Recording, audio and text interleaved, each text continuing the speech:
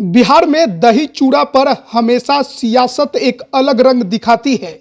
2024 का साल लोकसभा का चुनावी साल है। ऐसे में 14 जनवरी मकर संक्रांति के मौके पर पॉलिटिकल पार्टियां राजनीतिक बिसात बिछाने में पीछे कहां रहने वाली हैं। जोर तोड़ इधर उधर और दोस्ती दुश्मनी के कई रंग इस बार के मकर संक्रांति में आपको देखने को मिलने वाले हैं, क्योंकि हर किसी की नज़र बस 2024 के लोकसभा चुनाव पर टिकी है। लोजपा में टूट के बाद एक तरफ चाचा भतीजे में जो लड़ाई शुरू हुई वो अब तक जारी है। भले ही दोनों खेमे एनडीए गठबंधन का हिस्सा हों, लेकिन रामविलास पासवान की विरासत की जंग ने दोनों को एक दूसरे का दुश्मन बना दिया है। असली लोजपा और हाजीपुर पर दावे की रेस में चिराग और पारस आगे निकलने के लिए ताकत झोंके हुए हैं।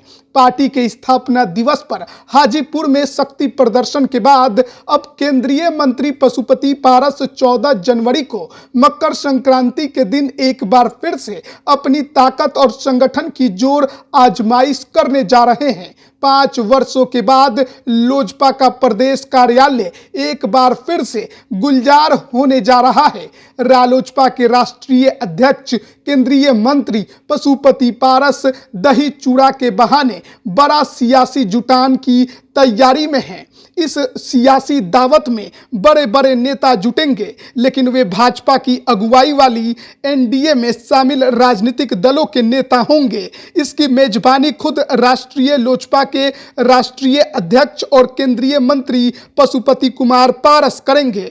भोज भले ही उस दिन दही चूड़ा की होगी, लेकिन बातें चुनावी होगी। दरअसल 2024 में होने वाले लोकसभा चुनाव में अब महज 3 महीने से भी कम का वक्त बचा है, इसलिए यह आयोजन पूरी तरह से राजनीतिक होगा। सबसे बड़ी बात यह है कि इस दावत में बिहार के सबसे बड़े नेताओं को बुलाया जाएगा, लेकिन एनडीए में शामिल और अपने भतीजे चिराग पासवान को निमंत्रण नहीं भेजा जाएगा। अपने भतीजे के साथ साथ मुख्यमंत्री नीतीश कुमार को भी निमंत्रण नहीं भेज रहे हैं। इस बात की पुष्टि खुद पार्टी के नेताओं ने की है। पार्टी के नेताओं का ये कहना है कि वो चिराग पासवान की लोजपा रामविलास को एनडीए का हिस्सा ही नहीं मानते। वो गठबंधन धर्म का पालन नहीं करते, वो केवल आंखों में धूल झोंकने का काम करते हैं। वो कहते हैं कि हाल ही में 5 राज्यों के चुनाव हुए थे। इनमें से 2 राज्य मध्य प्रदेश और राजस्थान में भाजपा के सिटिंग विधायक के खिलाफ चिराग पासवान ने अपनी पार्टी से उम्मीदवार मैदान में उतार दिए। उनकी हालत ये रही कि नोटा से भी कम वोट उनके उम्मीदवारों को मिला। जब भाजपा एनडीए को लीड कर रही है और वे खुद को एनडीए का पार्ट बताते हैं, तो ऐसे में उसके खिलाफ उम्मीदवार क्यों खड़े किए। इसलिए चिराग को हम लोग गठबंधन का हिस्सा नहीं मानते और न ही उन्हें 14 जनवरी के आयोजन में निमंत्रण ही भेजेंगे। मुख्यमंत्री नीतीश कुमार ऐसे दूसरे शख्स हैं जिन्हें राष्ट्रीय लोजपा ने अपने आयोजन को लेकर दूरी बनाई है। उन्हें भी निमंत्रण नहीं भेजा जाएगा। इस पर भी पार्टी के नेता तर्क देते हुए कहते हैं कि मुख्यमंत्री के हरकतों और बयानों की वजह से ऐसा किया गया है। हाल में एक सरकारी कार्यक्रम के आयोजन में महिला एंकर वाली बात हो या फिर विधानसभा के शीतकालीन सत्र के दौरान जनसंख्या नियंत्रण पर कही गई उनकी बातें, सीएम अपनी हरकतों के वजह से बिहार को पूरी दुनिया के सामने शर्मसार कर रहे हैं। उनकी मानसिक स्थिति भी ठीक नहीं है।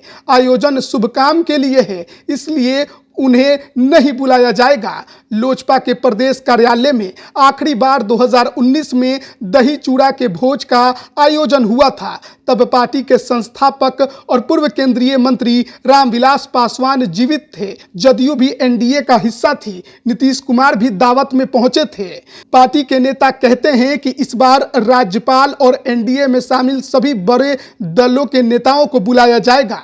बिहार से आने वाले केंद्र सरकार के सभी मंत्रियों, बिहार भाजपा के सभी बड़े नेता, गठबंधन के सभी सांसदों, हिंदुस्तानी अवाम मोर्चा के संस्थापक और पूर्व मुख्यमंत्री जीतन राम मांझी, पूर्व केंद्रीय मंत्री और रालोजद के राष्ट्रीय अध्यक्ष उपेंद्र कुशवाहा, बिहार विधानमंडल के सभी विधायक व विधान पार्षद को भी निमंत्रण भेजा जाएगा।